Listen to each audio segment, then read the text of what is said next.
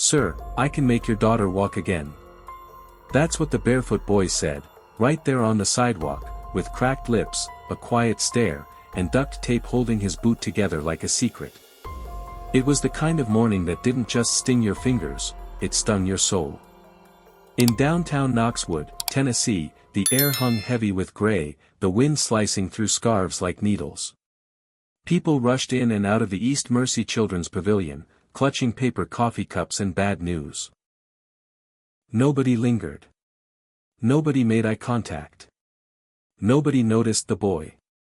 But someone should have. His name was Micah, 9 years old, maybe younger, with sleeves that swallowed his hands and a red cap pulled low over his brow. He sat outside the hospital every Saturday on the same flattened cereal box, quietly drawing in a weather-beaten sketchbook. He didn't speak. He didn't beg. He just watched. People guessed he had someone inside. A sick mother, maybe. A sibling getting chemo. But no one asked. Places like that taught you not to. Across the street, a black Lincoln Navigator hummed by the curb, its exhaust cloud curling into the cold. Behind the wheel sat Charles Whitmore, a real estate mogul with graying temples and eyes that had forgotten how to sleep. In the back seat, bundled beneath a lavender blanket, was his 6-year-old daughter, Lena, all curls and silence. She hadn't spoken much since the accident. Hadn't walked at all. Once, Lena had run barefoot through sprinklers, climbed the tallest tree in their yard, chased lightning bugs into glass jars. Now, she barely moved, her legs paralyzed from the waist down after a car crash that changed everything. Charles carried her like porcelain, stepping out of the car and heading toward the hospital doors. He didn't see Micah. Not at first. But Micah saw him. He saw the way Charles held Lena, not just with care, but with fear. He saw the little girl's eyes staring at the sky, avoiding the sterile white of the building. And then, without raising his voice, Micah stood and said it, "Sir, I can make your daughter walk again." Charles froze. Not because of the words, but the way they were said, soft, steady, like truth wrapped in linen. Not hope. Not desperation. Certainty. He turned, eyes sharp. "What did you just say?" Micah didn't flinch. He tucked the sketchbook under his arm. "I said, I can help her walk again." Charles looked the boy up and down. Torn coat. Duct-taped boot. Hands that shook from cold but not from fear. His jaw tightened. "That's not funny."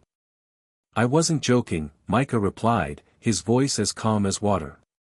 Charles stood there a moment longer, Lena pressed to his chest, unsure whether to laugh, curse, or walk away. He chose the latter. But as the hospital doors swung open and swallowed them whole, Micah sat back down, same spot, same stare. Because he already knew something Charles didn't yet believe. He was going to come back. Charles Whitmore wasn't the kind of man to dwell on nonsense. He'd built his fortune by knowing when to listen, and when to walk away.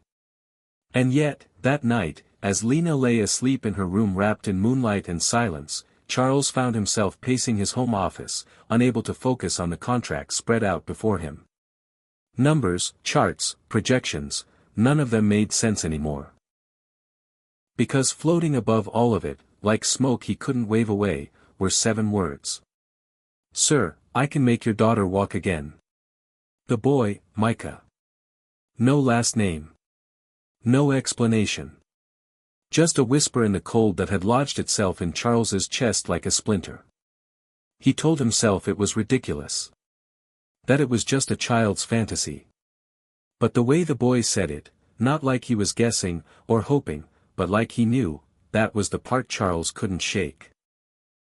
By early afternoon the next day, Lena's appointments were finished.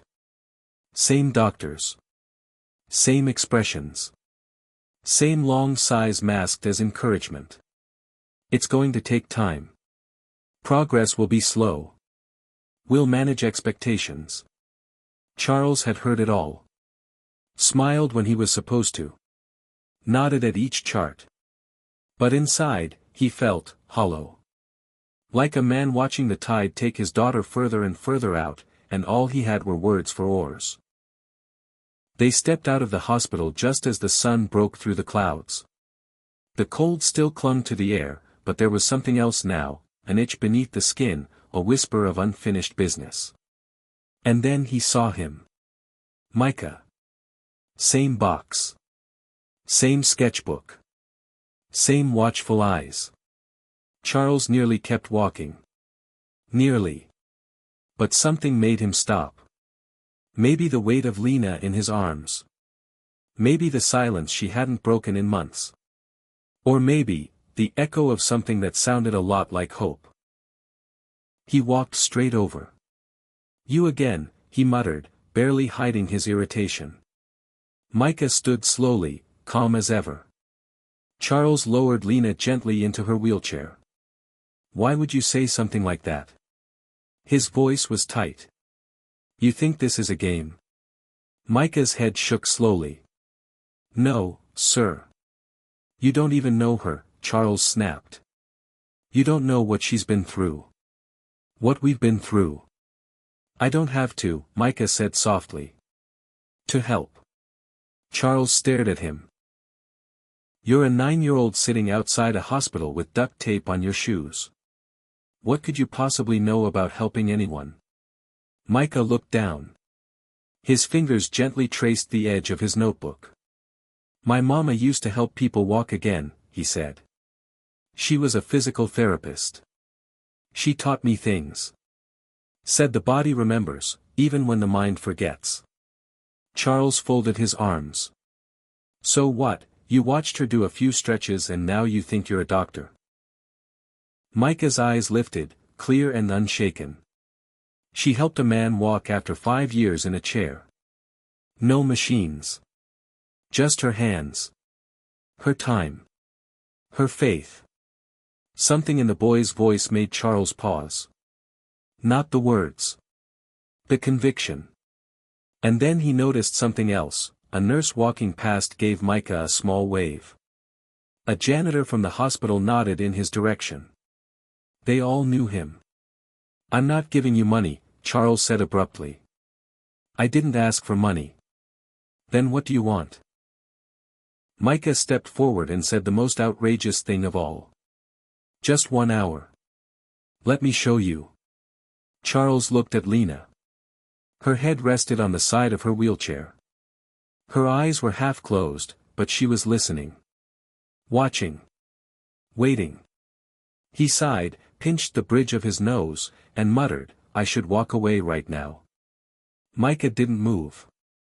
I should call security. Still, the boy remained silent. Finally, Charles gave in. Fine. If you're serious, meet us at Norwich Park tomorrow. Noon. Don't be late. Micah nodded once. I'll be there. Charles turned and walked away without looking back. But in the rearview mirror, Micah was still standing there, hands at his sides, expression unreadable, like he already knew. The next morning, Charles was up before dawn. He made breakfast he didn't eat. Ironed a shirt he didn't wear. Checked the clock more times than he'd admit. Lena, however, was wide awake. No coaxing. No dragging. She even asked, Are we going to meet the boy? Charles nodded. His name's Micah. She didn't smile. But she didn't frown either. At exactly 12:07 p.m., the Lincoln pulled into the cracked parking lot of Norwich Park. It was mostly empty. Just a few broken swings, a faded basketball court, and patches of grass trying hard to be something more. Micah was already there, seated on the bench beneath a towering oak. Same oversized jacket. But this time, no sketchbook. Instead, he had a small gym bag beside him and a folded towel on the bench. Charles lifted Lena into her wheelchair and wheeled her across the park. Hi again, Micah said politely. Charles gave a stiff nod. Lena raised her hand in a tiny wave. Hi. Micah smiled. Hi, Lena. Charles's eyebrows lifted. How do you know her name? You said it yesterday, Micah replied. I remember stuff. Charles eyed the bag. So what now? Magic tricks? Micah ignored the jab. No, sir. Just the basics. He opened the gym bag and pulled out a pair of clean socks, a tennis ball, a small jar of cocoa butter, a cloth bundle filled with what looked like warm rice. What is all this? Charles asked. Stuff my mama used, Micah answered. The rice is for heat, it loosens tight muscles. The ball's for pressure points. Micah turned to Lena. If it's okay, can I work with your legs for a little while? Nothing will hurt. And if it feels weird, just say stop. Lena looked up at her father. Charles hesitated, then gave a tight nod. You can try. Be careful. Micah knelt beside the wheelchair and gently unwrapped the blanket from Lena's legs. He placed the warm rice cloth over her thighs. She flinched. Too hot, he asked. She shook her head. It feels good. Micah waited. Then slowly began to move her legs, gentle rotations, side to side, then up and down. Not pushing. Just listening to the body. Charles watched like a hawk. You done this before? He asked sharply. Micah didn't look up. My mama used to take me to shelters after school. Helped veterans. People who couldn't pay. She said, everybody deserves to feel human again. I used to carry her bag. And she taught you all this? She said the body doesn't always need fancy, just attention. Micah tapped Lena's knee lightly. You feel that? Lena paused. No, Micah nodded calmly. That's okay. I'll keep asking. He kept working. Talking to Lena about colors, TV shows, favorite foods. At first, her answers were short. Then she asked him questions too. Do you go to school? I used to. Why not? My mom got sick. Then she passed. Lena looked down. I'm sorry. Thanks. Charles, standing behind them, said nothing. But he was listening, harder than he had in months. After 30 minutes, Micah tapped her ankle. You feel that? Lena blinked. A little. Like, pressure. Micah looked up at Charles. That's good. She says that sometimes at therapy, Charles muttered. Therapy happens in a room full of machines, Micah replied. Sometimes kids get scared of machines. Here, he gestured to the trees. Feels different. They finished with gentle stretches. Some toe-wiggling exercises. Micah stood. Your muscles still remember how to be used. You just gotta remind them. Lena smiled, big this time. Okay. Charles cleared his throat. We're not promising anything. Micah nodded. I'm not either. I'm just trying. Charles stared at the boy. Then, slowly, reached into his coat pocket and held out a folded 20. Micah stepped back. No, sir. I don't want your money. Charles looked surprised. Then why are you doing this? Micah shrugged. Because your daughter smiled. It started small. So small that Charles almost convinced himself he'd imagined it. A twitch. Just a twitch. Lena's right toe, barely visible beneath the edge of her socks, shifted one afternoon during their third session in Knoxwood's Knowlridge Park. Charles had been watching the sky, half distracted, wondering whether he'd lost his mind entirely by letting a 9-year-old take responsibility for his daughter's therapy. Then Micah tapped Lena's ankle like he always did and asked, Feel anything? Lena paused. Squinted. Then said, Maybe. Charles sat upright. Maybe.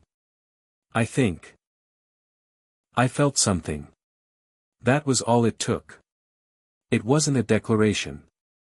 It wasn't a miracle. But it was movement. It was something. Micah didn't make a big deal of it. He just nodded and said, "Good. That means your legs remember. Even if it's just a whisper." Charles drove home that evening in silence, but inside his chest, something stirred, something he hadn't let himself feel in months. Hope. By the following Sunday, it wasn't just Micah and Charles anymore. Lena was different. She sat taller in her wheelchair, more alert. She asked to go early. She picked out her outfit with care. Micah noticed immediately. "Hey, superstar," he greeted her as she rolled up with a bright purple hoodie and glittery sneakers. "You brought the sparkle today." Lena giggled. Charles blinked. Was that the first time she'd laughed out loud since the accident? Micah laid out the towel as usual, unpacked the warm rice pack, the tennis ball, the socks. Charles had started bringing an extra mat and even helped lay out the space. They had a rhythm now. But that day, Micah changed the pattern. "Okay, Lena. Today we try something different. You ready?" She nodded, serious. He pulled out a small fabric strap with loops and handed it to Charles. "We're going to try knee lifts. Very small ones. She'll do the work, we just support." Charles blinked. "She's ready." Micah didn't hesitate. "She's more than ready." They positioned Lena on the mat. Micah demonstrated how to use the strap to support under her knees while Charles gently braced her back. Lena closed her eyes and inhaled deeply. 1, 2, 3. A grunt. A shift. A slight pull. And then, her knees lifted. Not far. Not gracefully. But they lifted. Charles nearly dropped the strap. "You did that?" Lena's face glowed. "I did it." Micah just nodded. "Told you. The body remembers." After that, everything accelerated. Not Lena's progress, not exactly. But the change in energy. In belief. In effort. Lena began doing exercises at home, stretching with Charles's help. She asked questions, watched videos, even tried to massage her own legs the way Micah had shown her. At school, she told her teacher she wanted to participate in gym class again, just as a helper for now, but she wanted to be there. And word spread. One Sunday, a nurse from East Mercy happened to be walking her dog through the park and saw Lena practicing toe taps. Her eyes widened. "I haven't seen her do that since the accident," she whispered. The next week, a different nurse showed up. Then a family. Then two. They didn't interrupt. Just watched from a distance at first. Then one brave father stepped forward. "Is it true?" he asked Charles. The kid helped her move her legs. Charles hesitated, then nodded. "Yeah. It's true." The man pointed to his son, a boy with a walker. "Could he try?" Charles looked at Micah. Micah looked at the boy. Then nodded. Of course. He gave up his time with Lena that day to work with the new child. Showed the parents how to use warm compresses, how to stretch gently. Encouraged the boy, spoke to him with kindness. "You're not broken," Micah said. "You're just learning a new way to be strong." Lena watched from her chair, quiet but proud. That night, in the car, she said, "I liked watching him help other people." Charles smiled. "Me too." Within 3 weeks, there were folding chairs, extra towels, donated water bottles. Someone printed flyers, free movement Sundays. Noon. No Ridge Park. They didn't mention Micah's name, but everyone knew. A local reporter came one morning. She wore thick glasses and carried a tiny notebook. Micah watched her carefully. Charles pulled him aside. "You okay with this?" Micah looked out at the families, at Lena smiling at a girl in braces, at two boys trying balance drills with a soccer ball. He nodded. "As long as it's about them. Not me." The article ran the next week, "The quiet kid who helped a town stand again." They didn't print his last name. He asked them not to. But word traveled fast. A physical therapist from East Mercy asked to donate supplies. A local bakery dropped off bagels. A retired teacher offered tutoring help. Someone even started a fundraiser online. But Micah stayed the same. Same duct-taped boot. Same oversized coat. Same notebook under his arm. He always started with Lena first. Always. Then came the bad Sunday. It was cold again. Windy. The leaves had started to turn. Micah was already at the park at 11:30, laying out towels. The Lincoln pulled up, but Lena wasn't smiling. Her eyes were red. Charles looked strained, jaw clenched. "She doesn't want to do it today," he said, lifting her out. Micah approached quietly. "Hey. What's wrong?" Lena folded her arms. "I tried to move my legs this morning. Nothing happened. Not even a twitch." Her voice cracked. "I'm tired of trying. It's pointless." Micah knelt down beside her. "You think I never get tired?" She didn't look up. "You think I didn't cry when my mom couldn't afford medicine and I just had to sit there and watch her get worse?" Lena shifted slightly. "You're allowed to be mad," Micah said gently. "I'm mad too. But if you stop now, the part of you that wants to walk might stop trying, too." Silence. Then, a whisper, "I'm scared." Charles turned, stunned. It was the first time she'd said that out loud. Micah leaned in. "I am too. But scared doesn't mean stop. It means you're getting close." Lena wiped her face. "Okay. Let's try again." And they did. Micah said less that session. Just helped her through the motions. Charles joined in more than he ever had. Helped her shift weight, offered encouragement. 30 minutes in, Lena slid her foot forward. Not her toe. Her whole foot. Charles dropped to his knees. "Do it again," he whispered. And she did. Later that night, Charles stood in the kitchen, watching the moon through the window. His phone buzzed behind him, email after email, deadlines, proposals. But none of it felt urgent anymore. He walked into the hallway. Lena was on speakerphone with her aunt, retelling the foot slide like it was the winning goal at the Super Bowl. The house didn't feel like a hospital anymore. It felt like a home. And the boy who had no address, no parents, and a single pair of shoes was the one who had brought it all back to life. Charles turned to the stairs.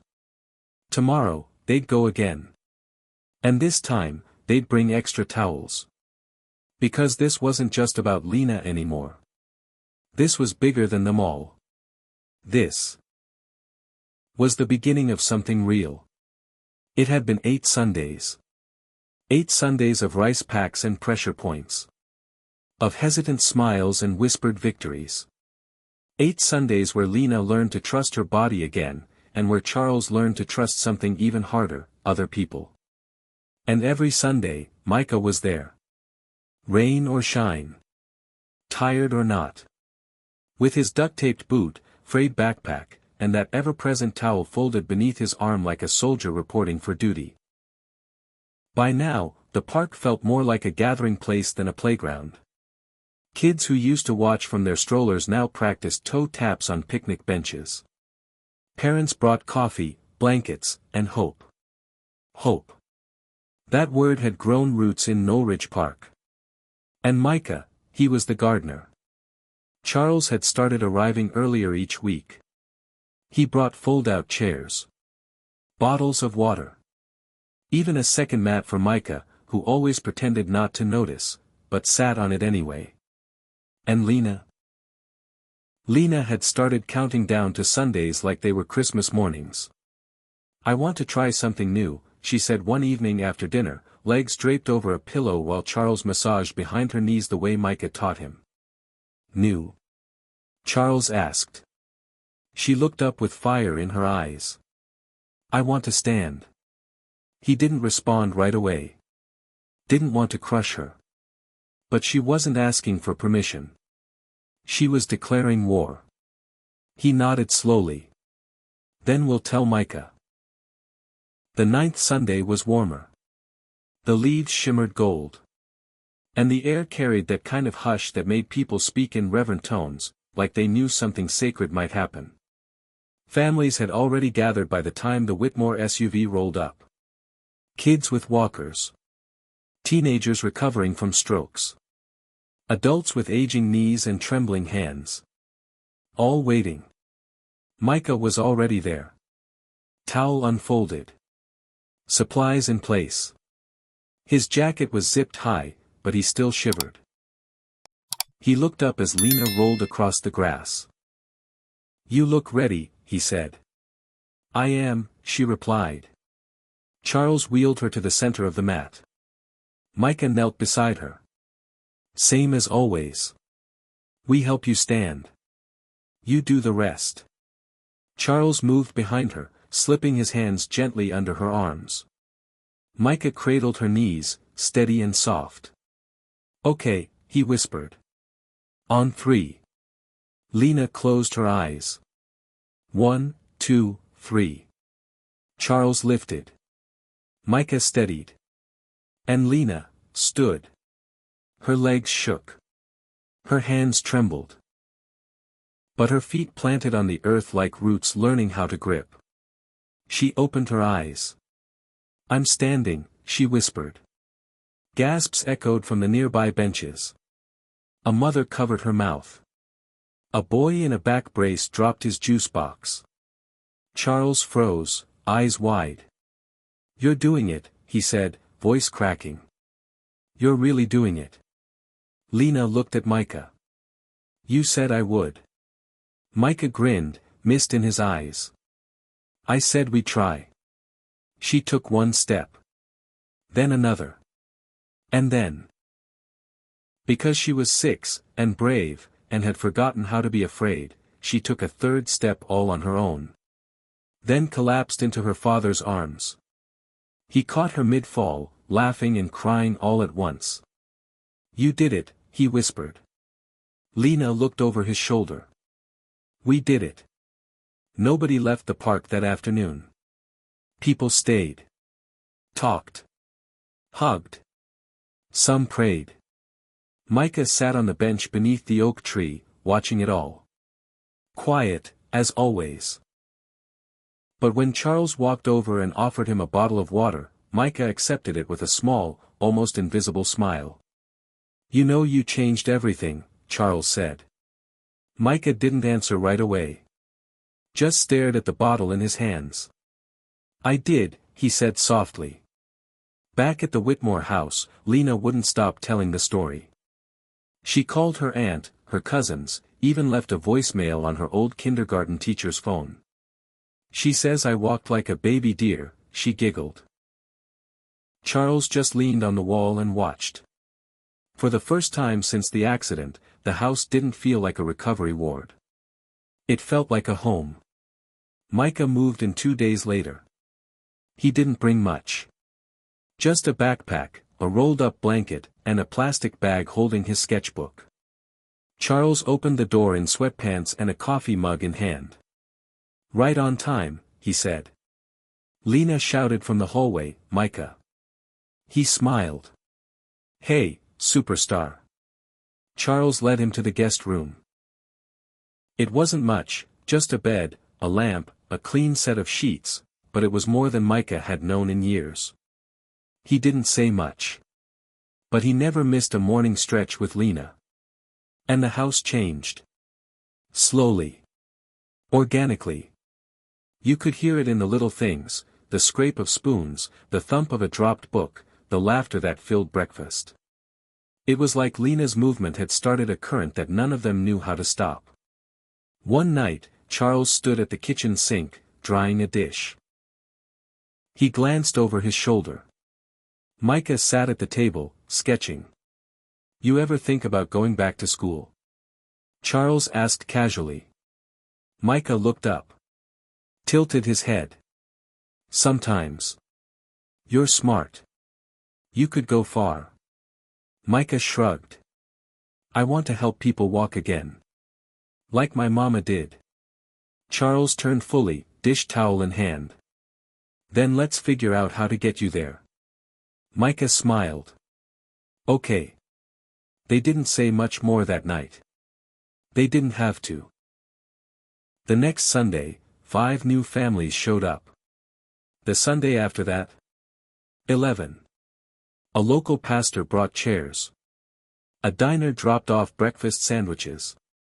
Someone printed new flyers. Nobody mentioned Micah's name. They didn't have to. A local news crew arrived. Charles pulled Micah aside. "You okay with this?" Micah looked around. Lena was laughing with a girl who used a walker. A toddler was trying balance steps with her dad. Micah nodded. "As long as it's not about me. It's about them." The reporter nodded. The headline read, "9-year-old with a gift helps dozens heal in a city park."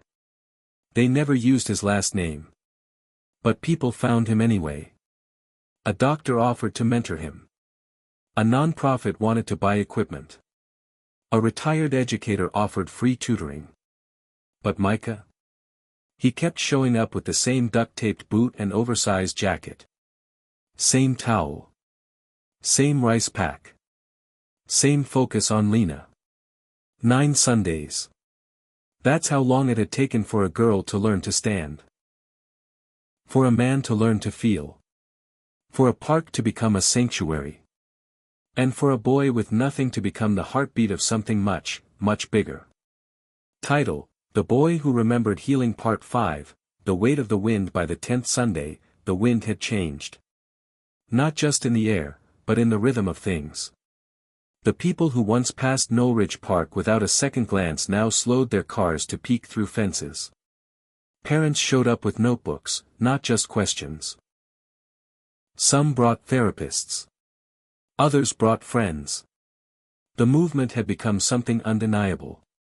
And at the center of it all stood a boy in a jacket 2 sizes too big, his duct-taped boot pressing into the grass like it had every right to be there. Micah had become more than a curiosity. More than a story passed along at dinner tables or whispered between nurses on shift. He had become a fixture. A teacher. A quiet leader. And still, he never changed his routine. Lena came first. Always Lena. Each session began with her, as if grounding his day with the girl who once whispered, "I'm scared," but now arrived with her own warm pack tucked under her arm and a fire in her eyes. "Let's try more steps today," she said that morning, already positioning her feet as Charles unfolded the mat. Micah nodded. "You lead. We follow." That day, Lena walked 4 full steps. No help. No stumble. Just effort and will and gravity that finally seemed to be on her side. And then she turned around. Everyone in the park stood still. Children stopped their balance drills. A teen paused mid-step with her father's hands on her elbows. Even the wind seemed to hush. "I couldn't do this without Micah," Lena said. And that was the moment Micah became something more. Not just the kid who helped. Not just the boy who watched. He became a symbol. That afternoon, Charles found Micah sitting on the porch, sketchbook in his lap, drawing trees that looked like they were listening. "You okay?" Charles asked, leaning on the railing. Micah didn't look up. "Just thinking. About? Whether I'm ready for what's coming." Charles narrowed his eyes. What do you mean? Micah finally looked up. This, all of it, is getting bigger than me. Charles joined him on the step. That's what happens when something matters. Micah nodded slowly. But what if I can't keep up? Charles leaned back. Then we figure it out. Together. Micah didn't respond. But that night, he didn't sleep. 3 days later, a letter arrived. It was addressed to Micah. In neat, official handwriting. A local clinic had read about him. They were offering a scholarship program, free training to become a licensed physical therapy aide, then tuition support if he wanted to go further. All he had to do was apply. Charles found him in the backyard. You get this? Micah stared at the envelope. Yeah. You're going to do it, right? Micah hesitated. What if I'm not good enough? You're already doing the work. But not the right way. Charles frowned. Says who? The rules weren't made for kids like you, Micah. You're already 10 steps ahead of most adults I know. Micah blinked. It feels like my mom should be here for this. Charles sat beside him. Maybe she is. That Sunday, the park was packed. 15 families. 2 therapists. A local pastor. A cameraman from a national health program. Micah said little. But he watched everything. He adjusted towels. He reassured new parents. He paused to show a little boy how to roll a tennis ball under his foot. But something was different. Charles noticed it. You're distracted, he said. Micah shrugged. I'm thinking. About the program? About what happens if I leave? Charles exhaled. You won't stop helping people by growing, Micah. You'll help more. Micah looked at Lena. She was helping another child stretch, slow, gentle, just like she'd been taught. Micah smiled faintly. She remembers everything. Charles nodded. She had a good teacher. That night, Micah sat at the dining table with the application spread out in front of him. Lena colored beside him, humming a song. What if they don't accept me, he asked. They'd be dumb, she said plainly. Micah laughed. Lena kept coloring. You're like, part healer, part superhero.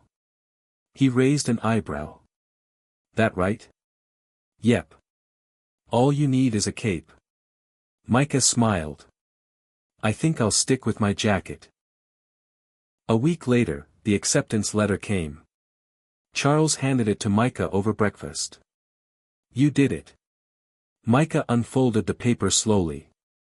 Read every word. Twice. Then nodded. And for the first time in a long time, he cried. Not loud. Not desperate. Just quiet tears rolling down his cheeks like they had waited years to be seen. Lena handed him a napkin. Told you. The next Sunday was different. Micah stood in front of the families, just for a moment. I'll still be here, he said. But I'll be training too. So I might be quiet. Or gone some days. But you've got each other now. And you've got Lena. Lena stood beside him, proud. Keep trying, she said. Keep showing up, Micah added. And that became the motto. They printed it on new flyers, keep trying. Keep showing up.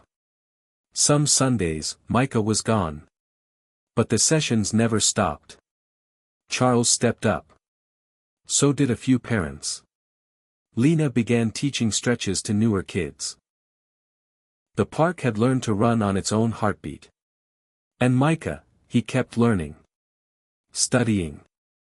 Training. He came home late, exhausted, but still helped Lena stretch before bed. One night, she asked, Do you miss it? He looked at her. Every day.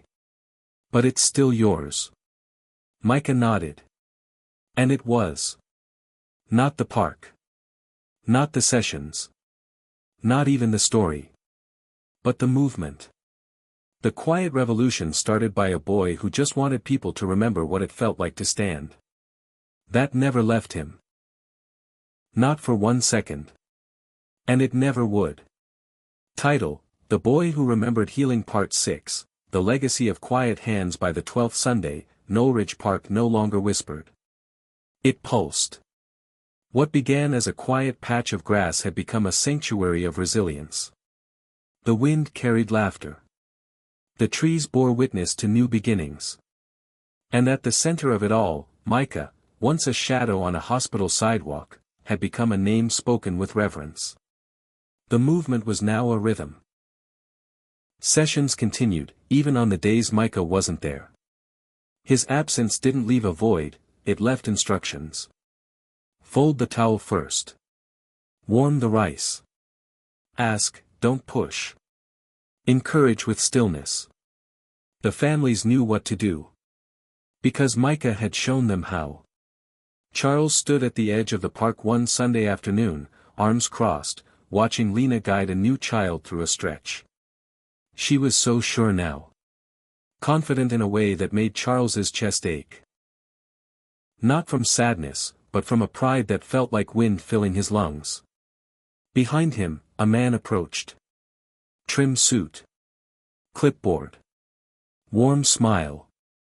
"You're Charles Whitmore." Charles nodded. "I'm Dr. Evan Grant. With the National Pediatric Mobility Trust. We've been following the reports about this community program. Especially Micah." Charles raised a brow. "He's at training today. We'd like to meet with him," Dr. Grant said. "We're developing a youth-led outreach model. What he's doing here. It's unheard of." Charles hesitated. "He's young." Dr. Grant smiled. So was Alexander the Great. When Micah heard about the visit, he went quiet. For a day. Then 2. He stopped sketching. Stopped humming when he packed his bag. Even Lena noticed. "Are you okay?" she asked one evening. Micah sat on the front steps, legs tucked under him. "What if I'm not ready?" "For what?" "To lead. To scale this. I just wanted to help." Lena sat beside him. "You did help." He nodded. "But what if this goes beyond me?" She touched his arm. "Then you teach the people it's going to." Dr. Grant returned the following weekend, this time with a camera crew and 2 other clinicians. They didn't record much, Micah had asked for privacy, but they observed. Took notes. Talked to parents. Interviewed kids. Then they sat with Micah under the oak tree. "Tell us why this started," Dr. Grant asked. Micah didn't give a rehearsed answer. He never did. "My mom used to help people walk again," he said. "She said the body remembers. Even when the world forgets. And why keep doing it?" Micah looked across the field, where a boy took his first unaided step. "Because I remember what it felt like to feel invisible. And I don't want anyone else to stay there." That night, Charles stayed up late. He stood by Micah's door for a moment, listening to the scratch of pencil on paper. Then he walked away. The next morning, he handed Micah a folder over breakfast. "What's this?" "Blueprints. Legal support. Insurance templates. If you're building something real, you're going to need help." Micah flipped through the pages slowly. "You did this for me. For the people who will come after you." The name came a week later. Quiet Hands Foundation. Micah didn't want it named after him. He said it was never about one person. It was about a way of doing things. Listening hands. Gentle hands. Quiet hands. The name spread. Flyers changed. Logos emerged. A local designer made shirts. One mother ordered embroidered towels. Lena beamed. "You started a thing." Micah smiled. We started a thing. The foundation began training parents. Older siblings. Volunteers. A retired PT joined the board. Dr. Grant offered research funding. And Charles? He managed the logistics. Every Sunday, someone new came. And every Sunday, Lena stood beside them. Micah was still there. Always first to set up, last to leave, but now he shared the space. He let go of control. Trusted others. Watched his seed become a forest. One Sunday, months after Lena's first steps, a girl named Emery arrived. She was quiet. Didn't speak at first. Wore braces on both legs and carried sadness like it was stitched into her hoodie. Micah didn't approach her immediately. He waited. Eventually, she sat beside him. Said nothing. After 10 minutes, he offered her a small stress ball. She didn't take it. He didn't push. The next week, she came again. This time, she spoke. Can I try? Micah smiled. Always. She didn't do much that day. Just small foot movements. But the third week, she laughed. Lena noticed.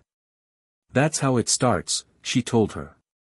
Emery's story was one of dozens. There was the boy who danced again. The teen who joined track with a modified brace. The grandfather who came every Sunday just to say thank you. Each person who passed through added a layer to the movement. Not in numbers, but in meaning. And Micah? He stayed the same. Still sketched. Still walked to the park in the same jacket, even after Charles offered to buy him a new one. Feels like her, he said. Charles understood. One rainy Saturday, a letter arrived. A university. They'd read about the foundation. They wanted Micah to come speak. I'm not a speaker, he told Charles. You are, Charles said. You just don't talk loud. The auditorium was packed. Rows of students. Professors. Clinicians. Media. Micah stood at the podium, hands shaking. Lena sat in the front row, a new walker by her feet. He looked at her. Took a breath. Then he spoke. I'm not here because I'm special, he said. I'm here because someone showed me it was okay to try. Even when you don't feel ready. Even when you have duct tape on your shoes. He paused. And I've learned this. Healing doesn't come from noise. It comes from presence. From quiet. From hands that ask first. The room went still. And then it stood. A standing ovation, not for spectacle. But for truth. Back home that night, Micah sat by the window. Lena curled beside him. You crushed it. He smiled. I think she would have been proud. She was proud, Lena said. You're still her helper. He nodded. And outside, the wind moved through the trees. Soft. Like a whisper. Like hands that remembered. Title: The Boy Who Remembered Healing Part 7, A House That Breathes. 2 years had passed since Lena took her first step in Norridge Park. The foundation had grown. The sessions still took place every Sunday, rain or shine. New volunteers arrived weekly. A board of directors had formed. Therapists across Tennessee referenced the Quiet Hands model in their community outreach efforts. Parents cited it in clinics. A documentary team had even visited once. Though Micah politely declined the interviews. He still walked to the park. Still carried the same bag. Still laid out the same towel. But the world around him had changed. And so had he. The Whitmore home had shifted from silent halls to something soft and full. Lena had outgrown her walker. She still used it for support, but she no longer leaned on it as if it were her only anchor. She danced now. Not formally, but joyfully. In kitchens, in parking lots, sometimes barefoot in the grass. Movement is freedom, she'd once said. Even when it's wobbly. Charles couldn't argue with that. He had watched his daughter transform from a shell of silence to a firecracker of expression. And he'd watched a boy with nothing carve space into the world with nothing but his hands and his memory. One evening, as they cleaned up from dinner, Charles asked Micah, "You ever think about leaving Knoxwood?" Micah raised an eyebrow. "Why?" "There's opportunity. Bigger foundations. National reach." Micah shook his head. "That's not the point." "What is?" Micah rinsed a plate. "Roots." By then, he'd been featured in local journals, invited to national panels, and honored by the governor. But fame had never fit him. One afternoon, a publishing house offered him a book deal. "Write your story," they said. "Tell the world how you healed a town." He declined. "If I write anything," he said, "it'll be a manual. For the next kid who sits on a sidewalk wondering if they matter." On the foundation's second anniversary, they held a celebration in the park. Families brought food. Former patients came with handmade signs. The oak tree was wrapped in ribbons, each one holding the name of someone who had taken their first step under its shade. Micah said few words that day. He simply stood before the crowd and said, "This doesn't belong to me. It belongs to all of you." Lena whispered to Charles, "He hates speeches." Charles smiled. "Yeah. But he means every word." That night, after everyone left, Micah lingered beneath the tree. The ribbons fluttered. The grass was trampled from joy. Charles approached with 2 cups of hot cider. He handed one to Micah. "You've built something bigger than anything I've seen." Micah stared ahead. "It's not finished." Charles nodded. "What comes next?" Micah finally turned. "I think I want to teach. Really teach. Not just stretches. But how to listen. How to see what's missing in people, not what's broken, but what's waiting." "Then do it," Charles said. "Build the next version." Micah took a long sip of cider. Then nodded. Weeks passed. Plans were drawn. A new space was donated by the city, a small building near the park. The foundation would finally have a home base. The community rallied. Volunteers painted the walls. Kids helped design murals. Lena drew trees with feet instead of roots. "Because everyone here walks in their own way," she explained. When the space opened, the mayor came. So did the doctor who first told Charles, "Your daughter may never walk again." He watched her run across the new therapy room, barefoot and laughing. He wept. That spring, Micah planted flowers outside the building. He didn't say much about them. But when Lena asked why he chose sunflowers, he replied, "They turn toward light." The foundation became more than therapy. It became mentorship. Storytelling. A place for kids who felt unseen to learn how to become visible. Micah taught his first official class the following fall. He wrote 3 things on the board. Ask, don't assume. Touch like you're listening. Always carry a towel. Lena laughed from the back of the room. Rule 3's definitely yours. Micah grinned. It works. The house Charles built, the program Micah birthed, the laughter Lena restored, they were no longer separate things. They were one house. A house that breathed. And on quiet nights, you could still hear Micah whisper to the walls, "I hope you're watching, Mama. I finally made them feel whole."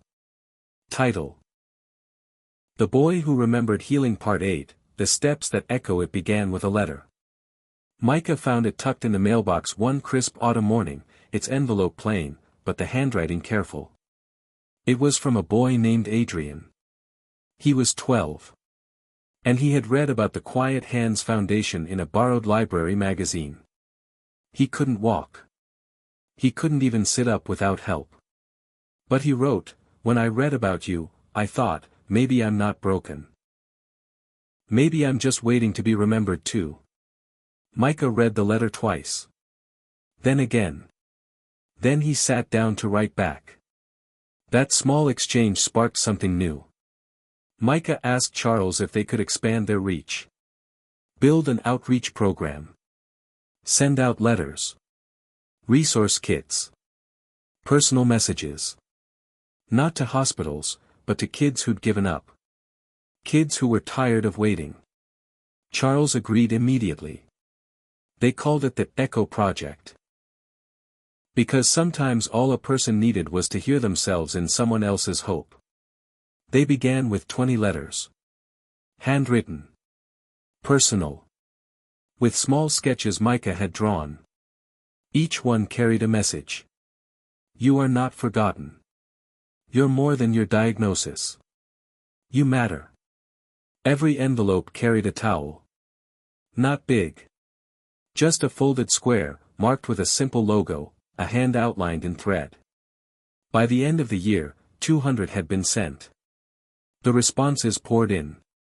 Letters. Photos. Even artwork. Stories of kids in small towns stretching on bedroom floors. Trying again. Families adjusting routines to follow Micah's guides. Teachers sharing lessons in class. The Echo Project became a curriculum. A mobile clinic. A podcast, hosted by Lena and a rotating guest from the park. And Micah? He remained the same. Always present. Always listening. One night, Lena asked him, "What do you want the end of this story to be?" Micah thought for a long time. There shouldn't be one. She tilted her head. Why not? Because stories like this, they aren't supposed to end. Just ripple. In spring, Micah received an invitation from the state legislature. They wanted to recognize the Quiet Hands Foundation and fund its expansion. Micah stood before the chamber in his worn jacket. He declined the formal suit. He spoke simply, "I'm not a doctor. I'm not a genius. I'm just a kid who remembered something my mom taught me. That healing starts when someone shows up and says, 'I see you.'" The room fell silent. Then it stood.